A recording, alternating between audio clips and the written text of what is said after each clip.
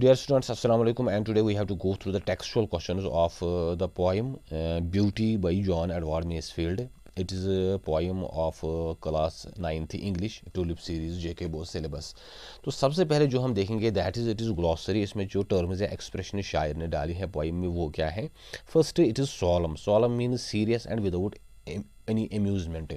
कोई ऐसी चीज़ जिसमें सीरियसनेस हो, संजीदगी हो, एंड विदाउट एनी एम्यूजमेंट, और जिसमें कोई एम्यूजमेंट या कोई कॉमिक एलिमेंट ना हो, जिस पे आपको हंसी आई है, जो आपको मजाकिया लगे. वैसी कोई चीज़ नहीं जिसमें संजीदगी हो, सीरियसनेस हो, तो उस चीज़ को सॉलम कहा जाता है. Then there is spring. Spring means to move quickly and suddenly towards a particular place. किसी चीज़ की तरफ तेज़ी से भागना या अचानक से एकदम से कोई मूवमेंट करना, दौड़ना, दैट इज़ कॉल्ड स्प्रिंग. इसको इंग्लिश में स्प्रिंटिंग भी कहते हैं. ये स्प्रिंग से आए हैं. स्प्रिंग मतलब उछल कूद करना, स्प्रिंग की तरह. तो यहाँ पे ये इस सेंस में इस्तेमाल हुआ है. Then there is blossoms. Blossoms means the state of flowering. जो किसी फलदार जो पेड़ होता है, जब उसका सीज़न आ जाता है कि उसमें पहले वो फूल खिलते हैं और वो ब्लूमिंग सीज़न आ जाता है उसका, तो जो शगुफ़े उस पे आते हैं, दैट्स कॉल्ड ब्लॉसम्स या स्टेट ऑफ फ्लावरिंग. जो इस एक फ्लावरिंग टाइम होता है, खासकर जो फलदार पेड़ होते हैं या पौधे होते हैं जिनमें कोई फिर फसल उग जाती है. तो then there is chat. Chat means sing, गाना. कोई चीज़ गुनगुनाना या कोई चीज़ गाना, just like singing something, some song. Arch means a structure consisted of a curve top on two supports. कोई ऐसा वो आर्च की तरह, वो मेहराब की तरह जो कर्वड हो ऊपर से, जिसमें ऊपर से एक कर्व सी बनाई गई हो जिसमें से लोग दाखिल होते हैं, just like some sort of entrance. जैसे कोई किसी चीज़ की एंट्रेंस होती है या जैसे कोई गेट होता है तो वो या दरवाज़ा होता है, तो वो इस स्ट्रक्चर में बनाया जाता है, जिसको आर्च कहते हैं. उर्दू में इसको मेहराब कहते हैं. Then there is curve. Curve means मोड़, टर्न. मोड़ मुड़ना या टू टेक टर्न या यू टर्न लेना, तो उस सेंस में ये कर्व यहाँ पे इस्तेमाल हुआ है. तो then there is the textual question understanding the poem. आपको अभी ये क्वेश्चन जो हैं इनके हमको आंसर्स यहाँ पे देने हैं. What are the various things of beauty the speaker has seen. कौन सी ऐसी चीज़ें हैं, कौन सी ऐसी खूबसूरत चीज़ें हैं जो स्पीकर या खासकर जो इसमें पॉइट हैं, पॉइट नहीं देखी हैं. तो वो चीज़ें क्या हैं वो हम डिस्कस करेंगे, लेकिन उससे पहले जो हम पोएम की जो समरी देखेंगे, जो इसकी समरी है वो क्या है. The poem beauty is written by beauty loving and nature loving poet John Edward Masefield. जो पोइम है ये ब्यूटी, ये जो लिखी है, इसका जो पोइट है that is John Edward Masefield. तो उसने ये लिखी है ये पोइम. वो ब्यूटी लविंग है, खूबसूरती का शेदाई, और नेचर लविंग, कुदरत का. In this poem the poet compares his beloved with bounties of nature. सबसे पहले जो पोइट हैं वो बहुत सारी चीज़ों का जिक्र करता है इस पोइम में, जो कुदरत की तरफ से हमें खूबसूरत चीज़ें अता हुई हैं, नियामतें या बरकतें जो हमें अता हुई हैं. तो पहले वो इन चीज़ों का जिक्र करता है. He finds her most beautiful, और फिर वो अपनी बिलाउड को उन चीज़ों से कंपेयर करता है. फाइनली एंड के पोइम के एंड में वो अपनी बिलाउड का जिक्र करता है और उसको उन चीज़ों से जिनके बारे में अभी तक वो बात कर रहा होता है उनके साथ कंपेयर कर रहा होता है, कंपेयर करता है. He finds her most beautiful, but in this comparison he finds her beloved more beautiful than the other bounties of nature. लेकिन जब वो इस कंपेयर में आ जाता है तो फाइनली वो कहता है कि उसकी जो बिलाउड है, she is more beautiful, she is more charming, more attractive than these other bounties of nature. कि उसकी जो ब्यूटीफुल है वो इन कुदरत की नियामतों से ज़्यादा बेहतर है, ज़्यादा खूबसूरत है, ज़्यादा चार्मिंग और ज़्यादा अट्रैक्टिव है. The poet says that he has seen the beauty of dawn and dusk. शायर जो है वो कह रहा है कि उसने जो डॉन एंड डस्क, जो तुलू और गुरूब के वक्त वो एक खूबसूरती होती है, सूरज तुलू होने के वक्त और जो गुरूब होने के वक्त जो वो एक ब्यूटीफुल एक वो समा होता है, उस टाइम होता है. तो वो चीज़ उसके बारे में बात करता है. और प्लेन्स जो मैदानी इलाके होते हैं, एंड हिल्स और जो पहाड़ी इलाके होते हैं, जो इनकी खूबसूरती होती है.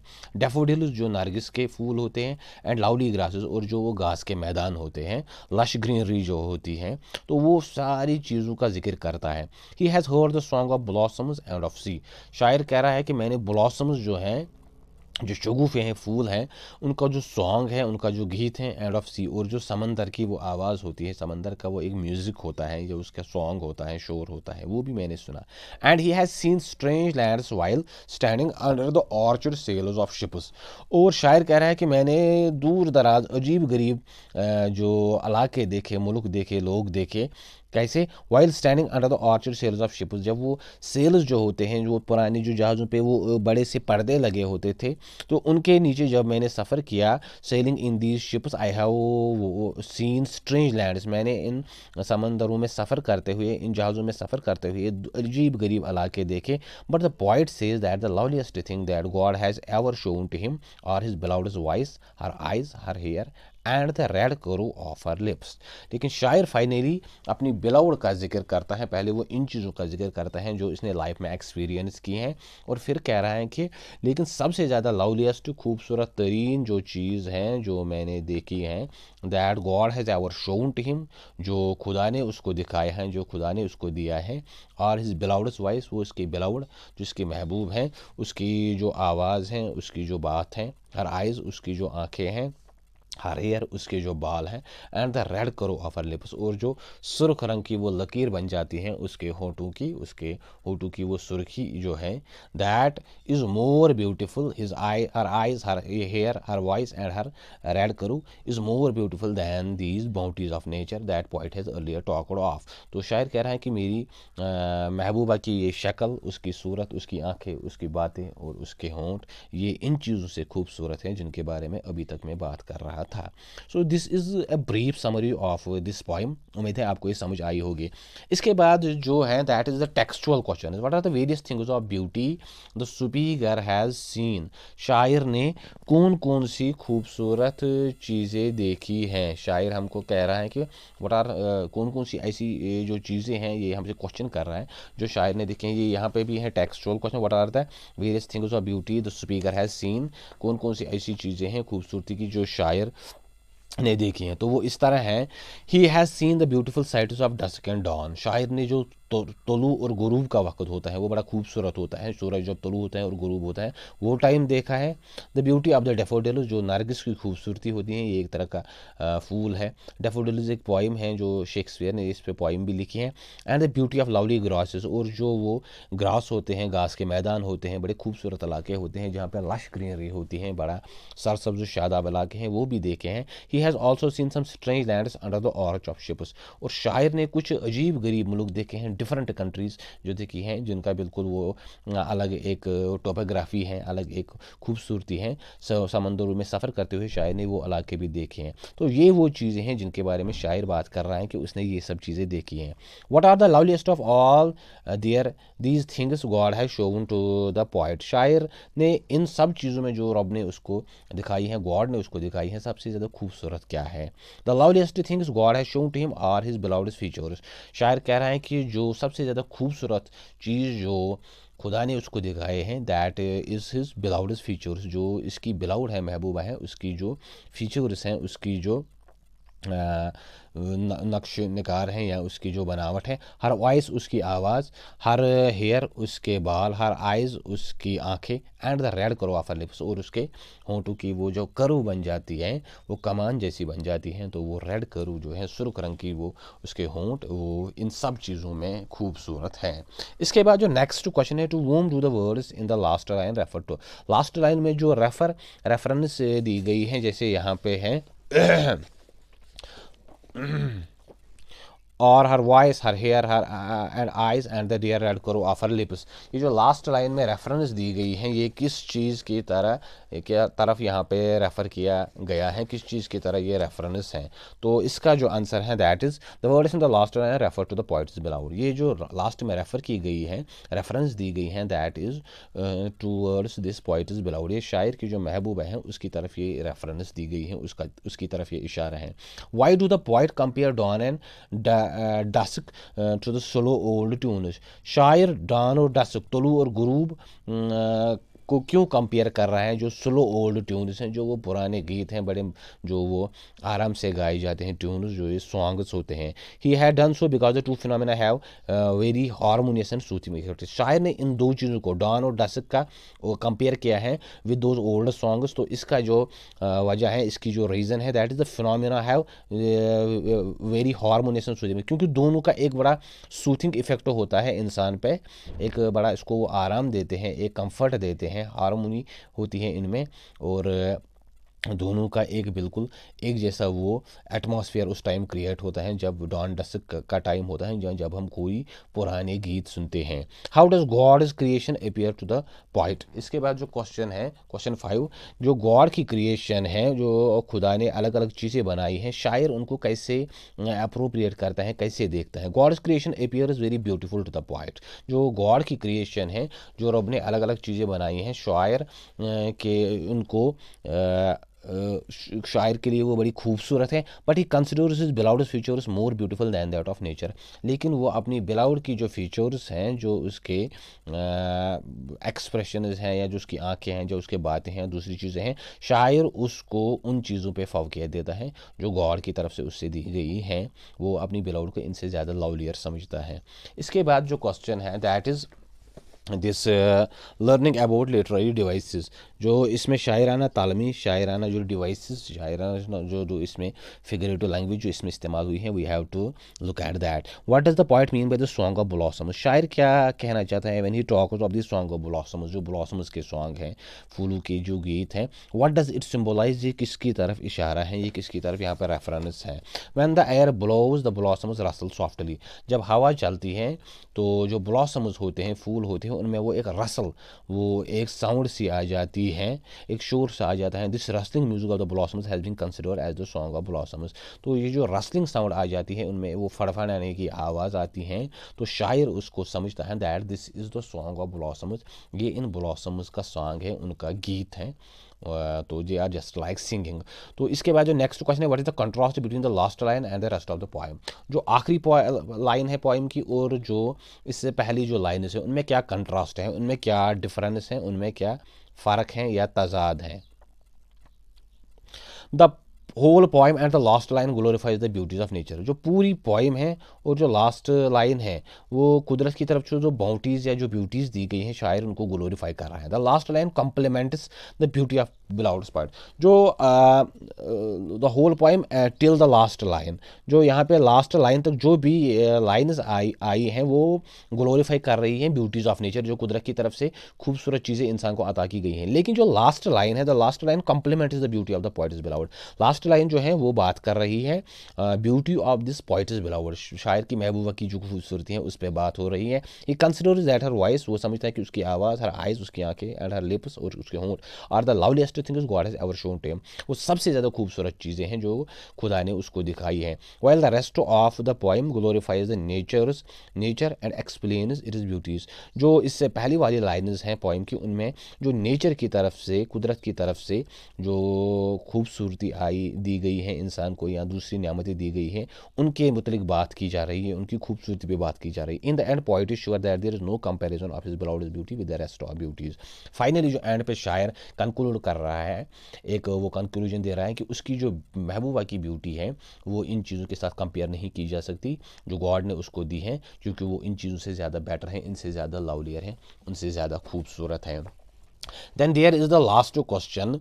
तो ये आपको डिस्कस करना है, you have to discuss these things with your classmates, with your teacher in your school, and every student has to give his own view.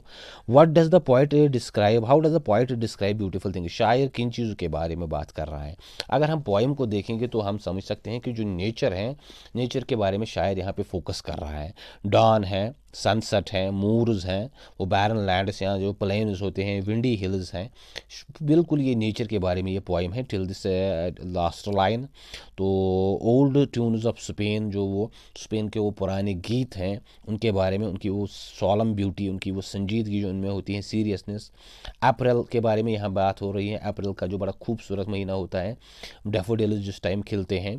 तो स्प्रिंगिंग ग्रास, जो वो घास उगाती हैं, सॉफ्ट वार्म अप्रैल रेन, जो अप्रैल में वो बड़ी रेन जो होती है वो सॉफ्ट वार्म होती है, न ज़्यादा वो भी गर्मी का सीज़न होता है और न ज़्यादा सर्दी का, बिल्कुल वो एक मीडियम या एक मिडल स्टेज पे उस टाइम ये होता है।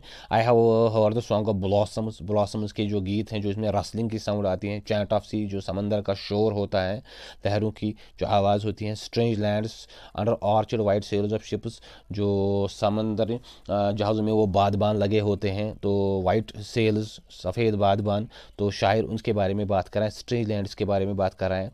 Loveliest thing of beauty God has ever shown to me, शायर फिर कह रहे हैं कि जो सबसे ज़्यादा खूबसूरत चीज़ उसको खुदा ने दी हैं, that is her voice, her hair, her eyes and the dear red curve of her lips. Finally वो अपनी महबूबा पे उसको कंक्लूड करता है, उसकी आवाज़, उसके बाल, उसकी आंखें एंड उसकी जो red curve of her lips, जो उसके होंठ हैं। तो ऐसे शायर जो हैं वो इसके बारे में बात कर रहे हैं। What is your idea of beauty, share your thoughts with your group mats.